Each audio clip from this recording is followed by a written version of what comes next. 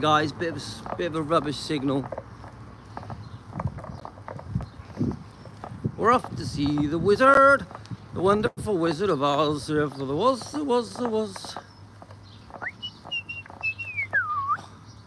I've got loads of energy in me today for doing lives and making videos and all that kind of stuff. I think it's because I had a lot of meat yesterday. Yesterday I had lamb and pork at night. I think I had steak and eggs and bacon in the day and sausages, so I'm pretty full of meat, even though tonight I have had coleslaw and stuff like that, and olives and chicken. What else did I have? I did actually have some beef crisps. Don't tell anyone. Right, so let's see if I can walk past everyone without people staring at me and calling out, "Oi, help! Oh, defending Elvis!" So we have done a few videos today. The first one we did was, I think, nearly an hour long. And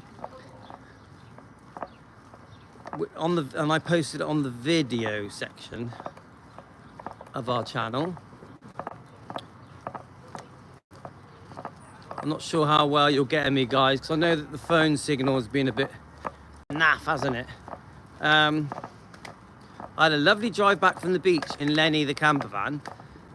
So we did a live each way. We did a live on the Keto channel going to the beach.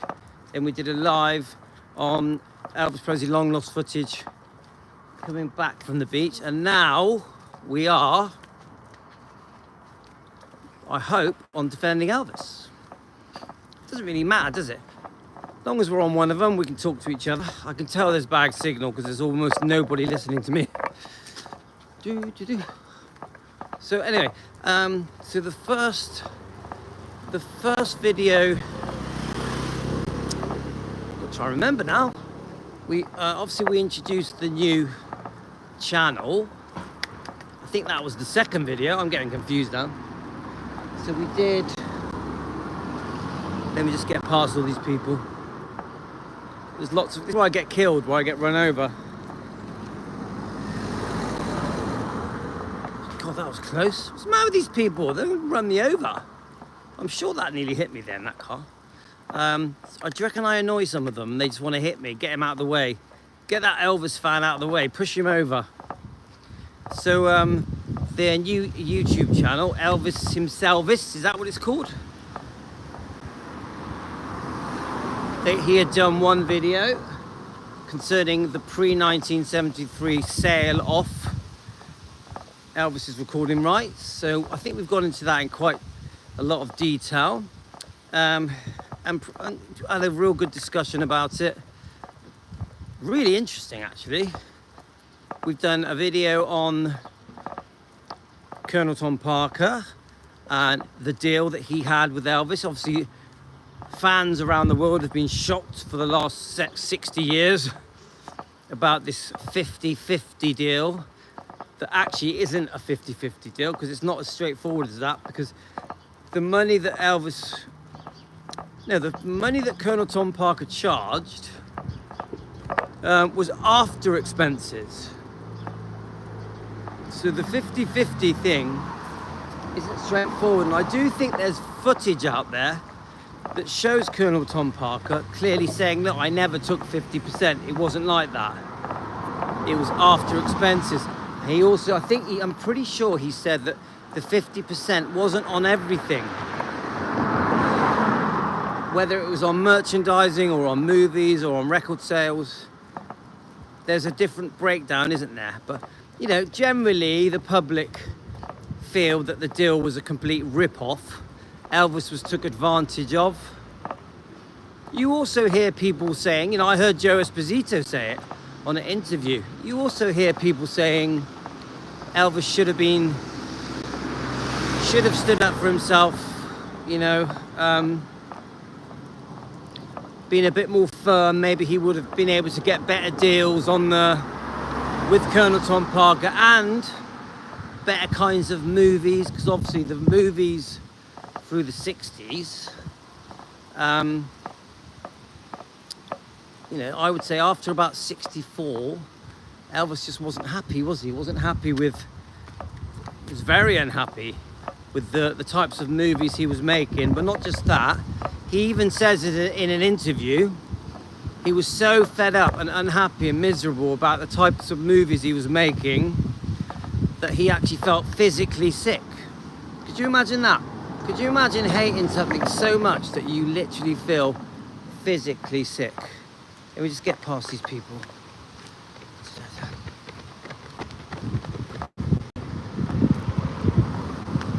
Right, let's cross over, guys. We're in a bit of a fiddly place here.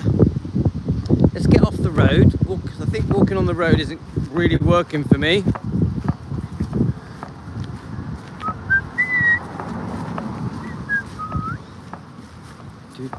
Right, somehow we're going to cross over the road. Could you imagine being Elvis Presley and you know that your manager... Hi, Jen. Jen, can you hear me okay? Oh, Jen, are we on Defending Elvis? I'm just trying to work which channel we're on. I'm pretty sure we're on Defending Elvis. Could you let me know? I know the signal's a bit crap. So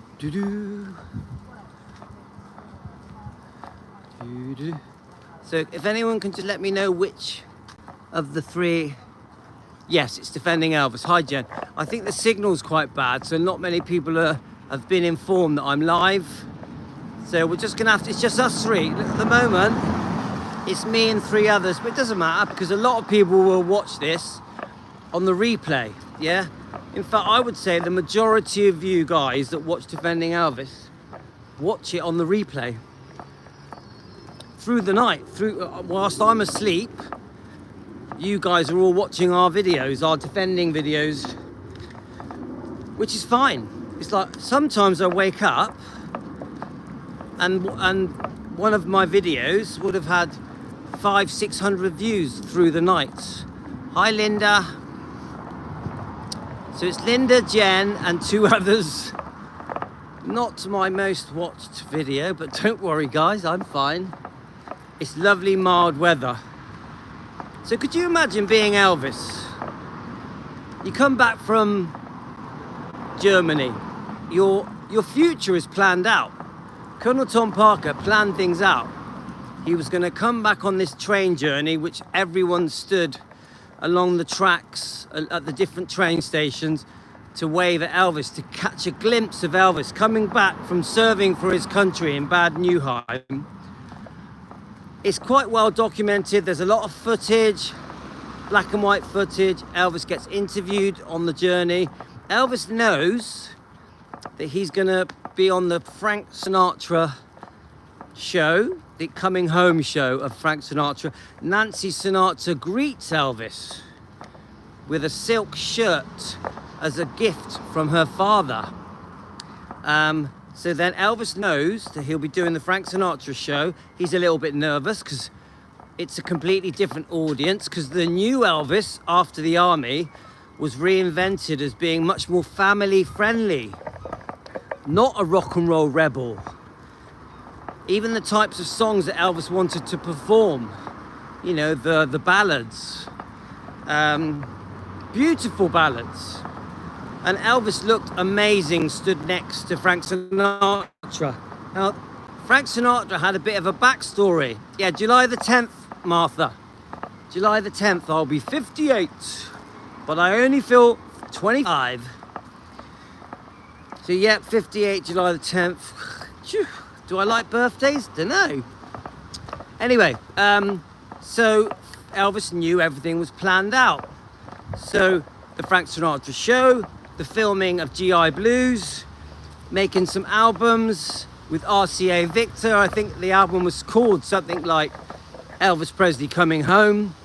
GI Blues was an apt movie because it was loosely based around Elvis serving for his country, wasn't it, guys? I thought GI Blues was excellent. It was a really good movie to come back to. Quite tongue-in-cheek. Some good, brilliant songs are in it.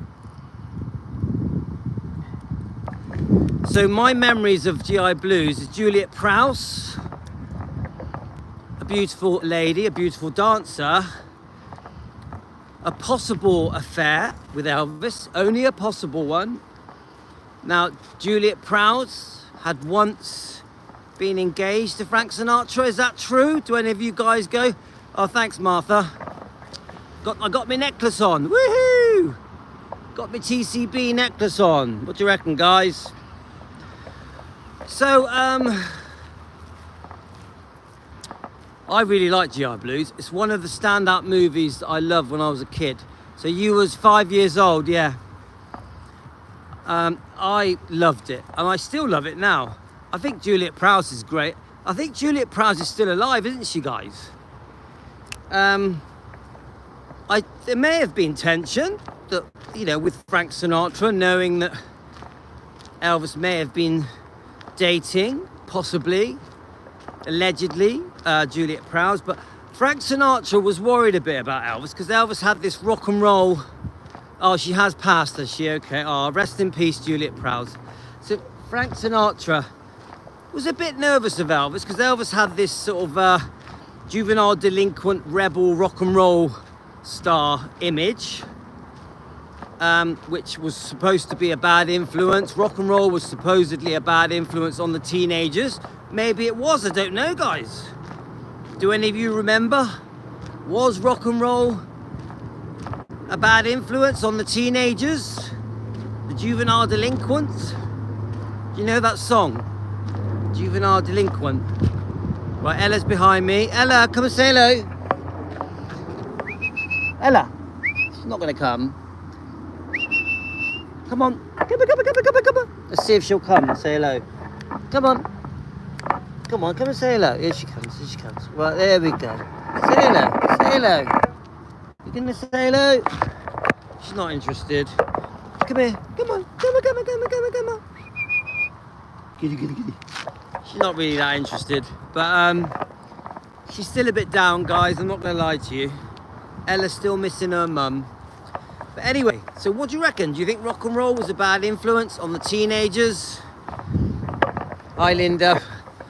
I think it, do you know what? I would say that rock and roll in the 1950s was the equivalent of punk in the 1970s. What I mean by that is, you know, it was a bit rebel, wasn't it? James Deany. It was a bit, you know, the duck's arse hairdo and the way you dressed in the rock and roll days was, you did come across being a bit naughty. Yeah, a bit troublesome. But isn't that all part of... Isn't being a rock and roller, aren't you supposed to be a bit rebellious? I loved James Dean. I loved Rebel Without a Cause. I loved all those old rock and roll movies. Let's just keep walking down there. Where is it? Is it American Graffiti? Come on, guys. American Graffiti. One of the best films I've ever seen. Absolutely loved it. There's a few standout rock and roll things I loved growing up, even though I missed it because I grew up in the 70s and 80s. I sort of didn't miss it because you had the Fonz. It was a bad influence because the times that all we had that in music in every decade, like punk, yeah, and rap, yeah. You get it, you get what I'm saying, Linda. I didn't miss rock and roll because I tell you why. Because it was very much a part of the 70s. Rock and roll was a bad influence to wild, wanted kids, straight-laced. Definitely the older generation, the parents, was scared of rock and roll. I think that is part of the reason Elvis was so demonized when he first rose to fame, 1956, and he shot to fame. You know, the image, the reputation that rock and roll had worried the parents, worried the older generation. So when Elvis comes out of the army, he very much had toned down his image, his reputation. He very much was repackaged. I think this was intentional by Colonel Tom Parker to be more family friendly. Hi Leslie, are you watching this? Leslie just posted on our YouTube channel. She probably doesn't know we're live. I don't think many of you are being notified because the signal is a bit bad. But I never felt like I missed rock and roll. I felt because of the Fonz. Hey, the Fonz. He couldn't say wrong. Do you remember Fonz couldn't say I'm wrong? He was like, I'm I love the Fonz. Monday, Tuesday, happy days. Wednesday, Thursday, happy days. That's the only bit I know. Friday, Saturday. Doodle doo doo. Yeah, tame compared to today's movies and artists. So then we also had, of course we had Grease, which came a bit later. So by the time Grease came along, you know, John Travolta, Olivia Newton-John, which I loved Grease. Grease was a real big moment for me. It was a real coming of age thing for me because I was 11 years old. Now, 11 years old now is different. 11 years old now in 2025 is like being 15. Because when I was 11, you know, in 1978, it was pretty normal to have a girlfriend. It was pretty normal to dress up in your rock and roll gear or your punk gear or your mod gear or your biker type goth gear. I do think being 11 in 1978 was like being 15 in 2025. The kids were much more mature, I think. So when, you know, I've already said this to you before, guys. The way we knew about Grease, the movie, was they released the songs from the album first.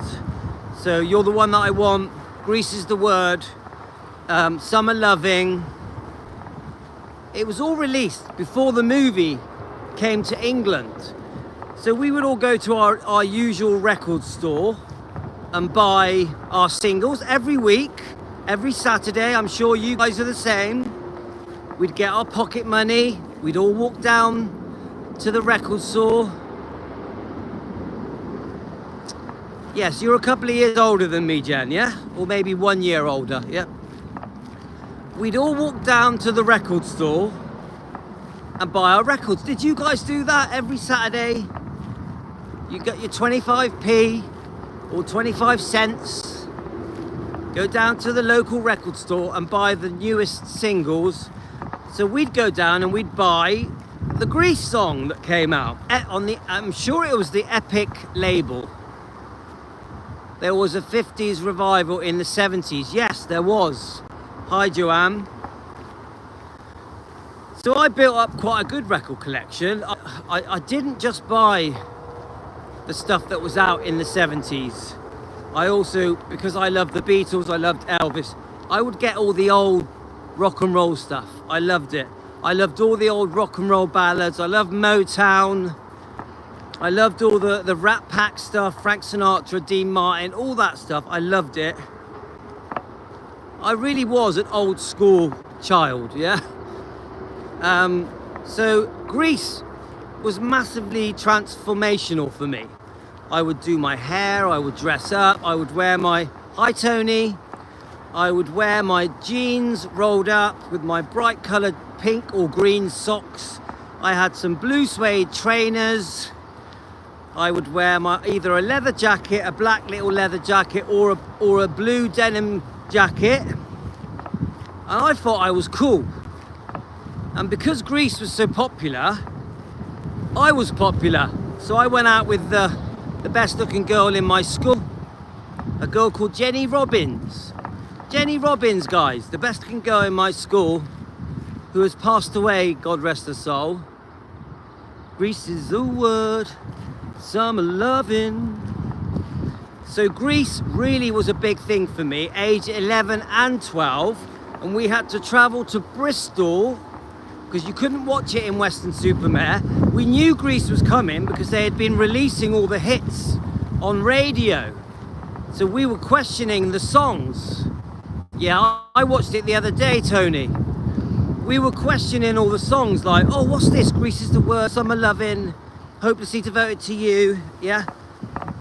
So we were all talking about this movie coming to England. Now, we quickly found out that the movie was not going to be played in our hometown, Weston-super-Mare, that we had to travel to the cities to watch it. So we worked out that Grease was going to be played in Bristol, and we had to take a train journey. It was only a 20-minute train journey. Yeah, it's on Netflix at the moment. Grease is on. I watched Karate Kid 3 yesterday. Have any of you watched Karate Kid 3?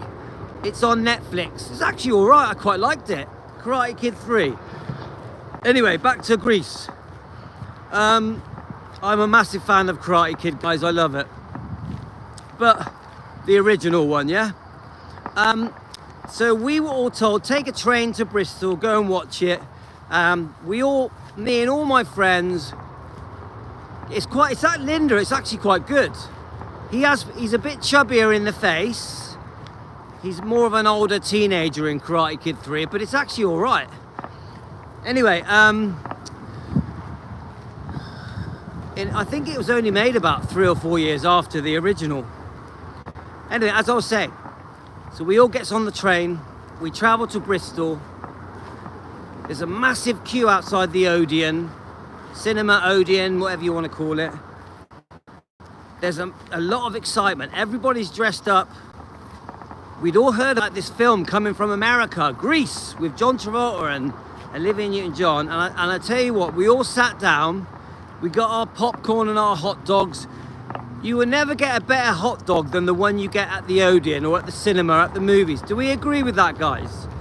I can still smell the ketchup on the hot dogs from 1978. I can still remember the smell of the hot dogs and the popcorn and the tomato ketchup.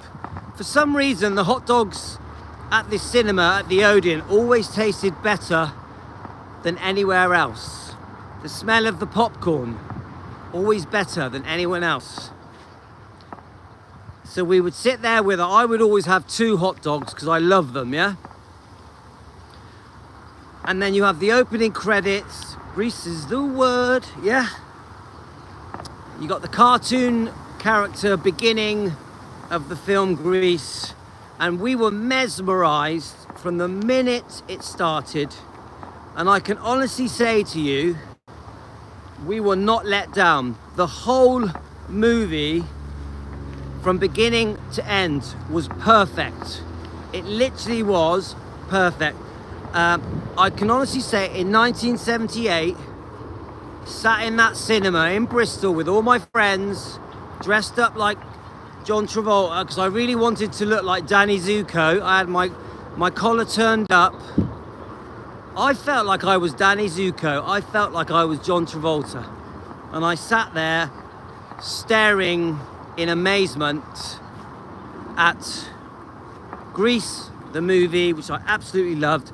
And I lived my life as if I was Danny Zuko. So when I went to school the next day, I walked like Danny Zuko. My girlfriend was like Olivia Newton-John, Sandy. We had the pink ladies. We had the T-birds. We would wear the leather jackets with our collars turned up. I even had the words T-birds on the back of my jacket. That's a new name, the Book of Festies Kyle. That's a new name. Welcome to Team Elvis. So it transformed my life in the same way as discovering Elvis did when I was 4 years old. And I had the best time of my life for age 11 and 12 with my girlfriend Jenny Robbins. We used to go to the school discos every week. The school discos were the best. I could live out and imagine that I was on the dance floor, because we had a dance floor in our school at the school discos. I could live out Grease as if it was really happening in my life, going to school thinking I was Danny Zuko. That's how I felt in 1978. I would say 1978 was probably one of the happiest years of my life. Except, you know, the only thing that comes close to that is meeting my wife and having our first child. That's the only thing that comes close to it. I would have loved you back, Louis, back in the day. I worshipped the movie, favourite group. I was only 6 years old. Well, I wasn't much older, Tony. I was 11. So I definitely was I was a little mini Danny Zuko. I was a little mini John Travolta. I was very hyper, very loud. I loved my rock and roll. I actually loved all the musics. Rock and roll was my favourite, but I loved all the musics. I loved new romantic, punk, mod, skinhead, you name it, I loved it. The Brat Pack, Dean Martin, Frank Sinatra, the Beatles. I just loved it all. But my favourite was always Elvis. Elvis was always my favourite, and there was a reason for that. Because when I discovered Elvis, he took me away from my little world. You were a mini Olivia Newton-John. Well done, Tony. I can imagine. You still are, Tony. You still are a mini Olivia Newton-John. But Elvis completely took me to a different dream world. Yeah, discovering Elvis 4 or 5 years old and standing in the mirror and trying to copy his hair, trying to copy how he sung, copy how he moved, how he smiled, even how he walked, how he dressed. I loved it. I would stand in the mirror 5, 6, 7, 8, 9, 10 years old trying to brush my hair like Elvis. Seriously, guys. People would always say to me, why have you got a quiff? Why have you got a quiff? Even at that age, people would moan to me about my quiff. As you can see, I've still got it. So yeah, very lucky. So then I would go home and watch the Fonz, the reruns of the Fonz. Yeah, and then we would get a rerun of American Graffiti, and I love James Dean, Rebel Without a Cause. So I thought I had the best escape. The best escape for me was just watching all these classics. These amazing. I remember I loved the West Side Story. Do any of you like West Side Story? Ella's happy. Do any of you like West Side Story, guys? It's like, I loved one of my favourite films of all time, Maria. When you're a shot, is that how? No, when you're a jet, you're a jet. You got it, guys? When you're a jet, you're a jet. Something like that. You got the jet and the sharks. Loved it. I still love that film. Now I watch it with the kids. Yeah, we know Elvis was the best, Teresa. Right, oop. Right, let me get past these people a minute. There's a massive dog there. Right, Ella, come here. I'm going to put Ella on the lead because there is a massive dog there. Come on. We have my dog doesn't like big dogs. She's knackered anyway, guys.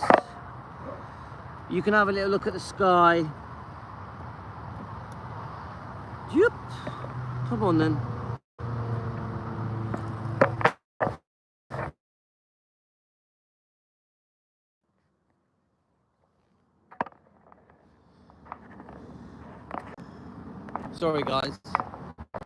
Sorry guys, my wife rang me. Can you still hear me?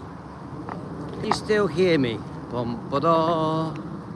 Let me know if you can hear me, guys. Right, I've got the dog back on the lead. Yeah, Natalie Wood. Oh, I love Natalie Wood. So, Jen, can you still hear me?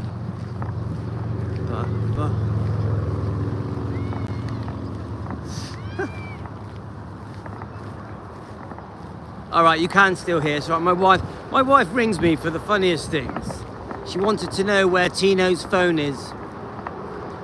Do you know what, my wife, right? Thanks, Linda. She'll ring me for any reason, anything. Doesn't matter what it is. My wife will ring me 10 times a day. 10 times a day, and it will always be something really small. To the ladies out there, why does she do that? She literally, She ring me up, ask me what time it is. Why, guys? Just caught probably the end. Just been watching the camper drive. Oh, thanks, Cherie. She's trying to catch you doing lives. Well, she just did. Oh, I don't know. She doesn't want to talk to me. She just asks me a question, then goes. Seriously.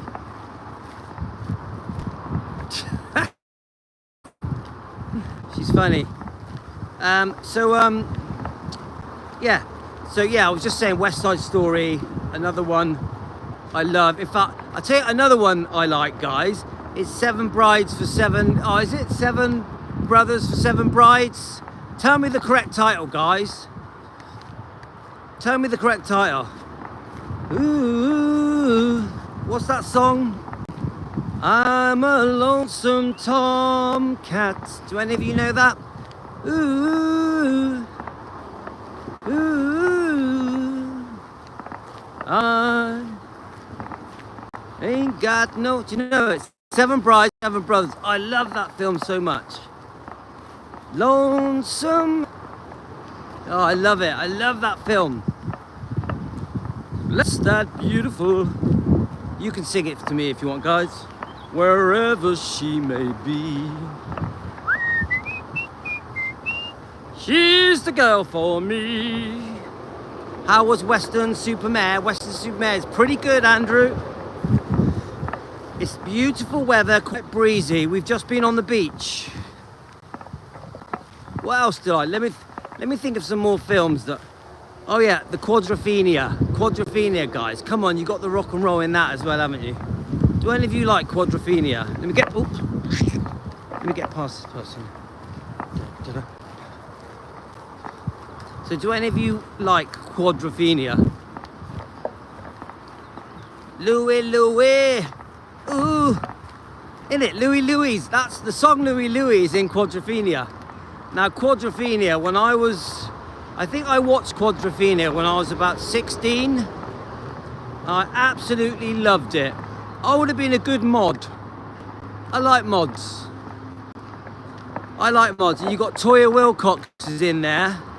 Sting is in it. When Sting does the dance. Does anyone remember Sting? Doom doom doom doom doom doom doom doom doom doom. Louie Louie. Oh ah. Quadrophenia, come on, when they're all riding to Brighton. Love it. There's a real rock and roll twist to Quadrophenia as well. They really capture the mood of the teenagers. You know that that special atmosphere you get with rock and roll in the 50s, you get that in Quadrophenia. They really capture the 60s. The 60s. I love Quadrophenia. I want to watch it. I'm going to look it up. And then you've got Saturday Night Fever. Oh my God. Saturday Night Fever, guys. Come on. John Travolta at his best. So I watched Saturday Night Fever when I was about 17. And I tell you what, I was blown away by it. You know the opening sequence where he's walking and oh, how deep is your love? Oh, come on. The jazz singer Andrew, Love on the Rocks ain't no big surprise. Pour me a drink, I'll tell you some lies. Oh, so we're coming to America, boom, boom, boom. We're coming to America today. Today. Woohoo! There we are, one for you, Andrew.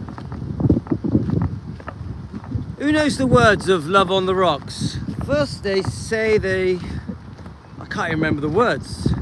Oh, how they really, something you, nothing you can, something, something. And when they really love you, they really love you.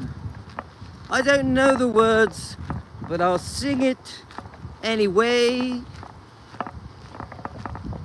All I need is a song. Dum, Dum, dum, dum, dum, dum, dum, dum. There we go. That was The Jazz Singer. Brilliant film. But the best song in the whole movie is Love on the Rocks. 100%. Pour me a drink and I'll tell you some lies.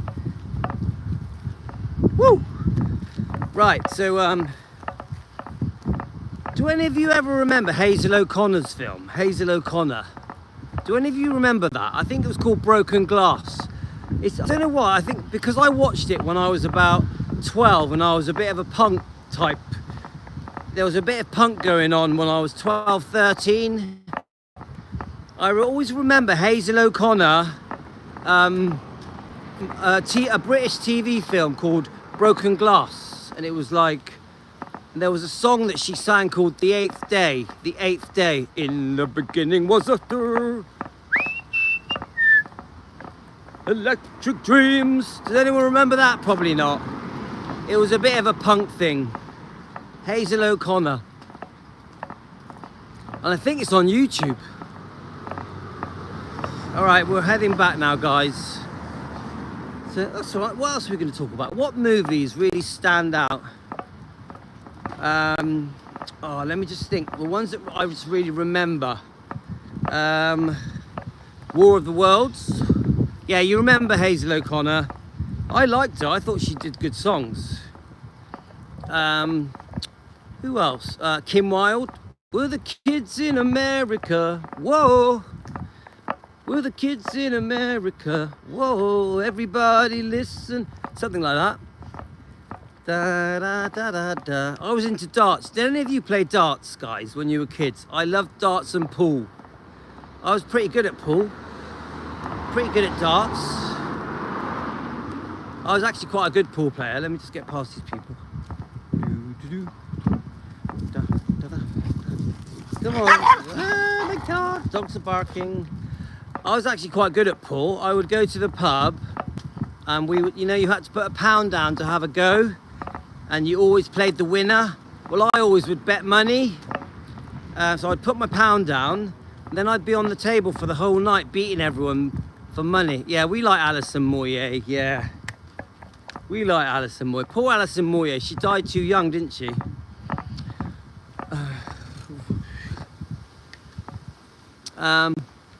Love, War and the World. Yeah, War of the Richard Branson, yes. And David Essex. David Essex. I love David Essex. And Richard Burton's voice. My God. No one could imagine. Woo, woo. Woo, woo. Brilliant. Brilliant. I like Elizabeth Taylor. And come on, Lassie, guys. How many of you loved Lassie when you were kids? When you were 8 years old, I can't think of anything better than watching Lassie. Alison Moyet still alive? Are you sure? I'm thinking of someone else then. Did any of you watch Lassie? Come on, who liked Lassie? Yeah, my God, I was obsessed with Lassie. There's Lassie Come Home, and I like the originals. And then you've got, was it Elizabeth Taylor that was in National Velvet? National Velvet. Do you remember that, guys? Woo! Do any of you remember National Velvet? The Grand National. Loved it. Loved it. Come on, guys. Now we're talking. Then we've got The Usual that we all loved. Yeah, National Velvet, so good. Then we've all got The Usuals that we all loved. Starsky and Hutch and all that kind of stuff. The Hulk, come on. Steve Austin, a man barely alive. We can rebuild him. Do do do do do do do do do do do do. Yes, so good. Put your memories in the comments, guys. If you watch this later, put it in the comments, your favourite programmes and movies from the 60s, 70s and 80s. Your favourite memories, being with mum and dad and your kids. Yeah, The Bionic Woman, Lindsay Wagner. Come on, Lindsay Wagner, I loved her. She was so likeable. You really did feel that she was married to Steve Austin. Yeah, Linda, you're right. The 70s and 80s. I prefer the 70s. How about Tales of the Unexpected? Did any of you like Tales of the Unexpected? Doom, doom, doom, doo doo doo doom, doom, doom, doo doo doo doom, doom, doom, doo doo doo doom, doo doo doo doom, doom, doom. And then you got Bagpuss. Don't forget Bagpuss. And then what those people that lived on the moon, Button Moon. Any of you remember Button Moon? How did they used to speak on the moon? Oh, I forget how they used to speak.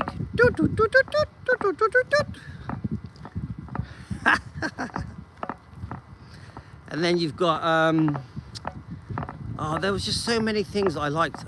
Columbo. Columbo, I loved Columbo. How can you not love Columbo? In England we had The Professionals. Do you remember The Professionals, guys, in England?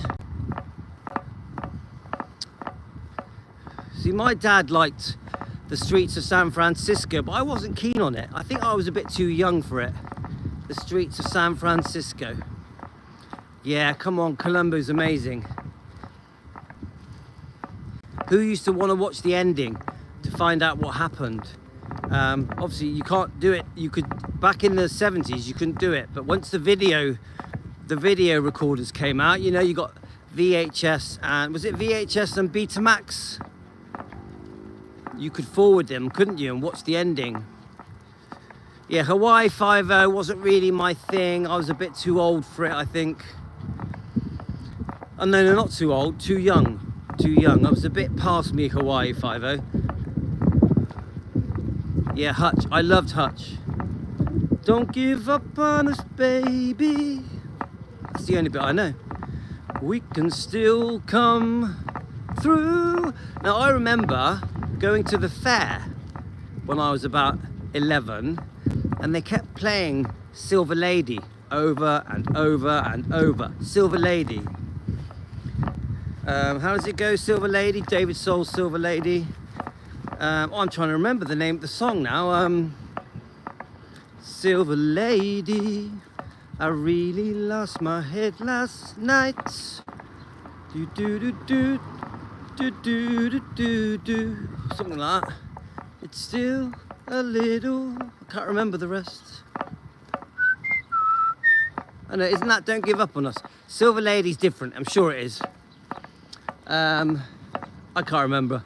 I loved it. I remember I loved Don't Give Up on Us and Silver Lady. They're the two songs I loved. I always preferred Hutch. Hutch was always my favourite. I suppose everyone had their own type, so I liked Hutch. My friends liked Starsky, so... All right, we're nearly home. We're just, all of us are so, yeah, I've seen the Starsky car a few times. All of us were just, I think many of us here are in our 40s, 50s, 60s, 70s and 80s. There's a few of us in the 90s. You've got Larry, who's 92. We were just so blessed to grow up through that period, through the 70s, the 60s, 70s and 80s, especially for me, the 70s. Bobby Sherman died. No, I haven't seen that, Martha. Thanks, Martha. I'll look that up. But who else did I like? Come on. You know, watching Top of the Pops, that was a big deal for me, guys. Was it? I'm trying to remember when it was on. Thursday night, was it? Top of the Pops, Thursday night. Pick of the Pops. Top of the Pops was a real highlight for my life. It was like, get home, sit down. I even used to record it. You know, on Sunday they would play it on Radio 1. So I would record it on my little tape player. Did you guys have a little tape player where you would record things? There was like a little tape. One of the gifts my dad got me when I was, I think, about 11 was a tape player that recorded. So I would have my little tapes and I would wait for the charts to be played on Radio 1 on Sunday at 7 p.m, I think it was. And I would record the top 40. and then I would listen to them back. I've still got one of those tapes that I recorded, because I kept some of these tapes. I've still got one that I recorded when the Sex Pistols were in the charts. Remember the Sex Pistols, guys? Yeah, the little tape players that record things, yeah. I've still got a lot of tapes because I kept a lot of tapes from when I DJ'd. So my DJing days, I have got about 30 or 40 tapes of me DJing. Yeah, every Sunday night, top 40, good old days. There we go. So I'm not the only one that remembers it. My life was sat on my bed playing my records. That was my life. Playing my records, recording tapes, listening to the radio. That was my life. I spent 90% of my life sat on my bed with my records all around me. I remember I had a bright red old record player, a really old one as well. It did work though, it did the job, and you used to have to move the arm over and the records would drop down one at a time. Really good, and it only played 33, 45 and 78. That's what it played. I miss that old record player. I wish I'd never sold it. Even my record collection, I sold them so I could buy some roller skates. I sold like 200 records so I could buy some roller skates. What a waste. I really wish I kept them now. All right, guys, I'm home. Gotta go. Take care, everyone. See you later. Hope you enjoyed our little chat at Defending Elvis Presley. Not an Elvis topic today, just a fun topic of how happy we all were growing up with our families, our brothers and sisters, and our cousins, uncles and aunties, the good old days. Take care.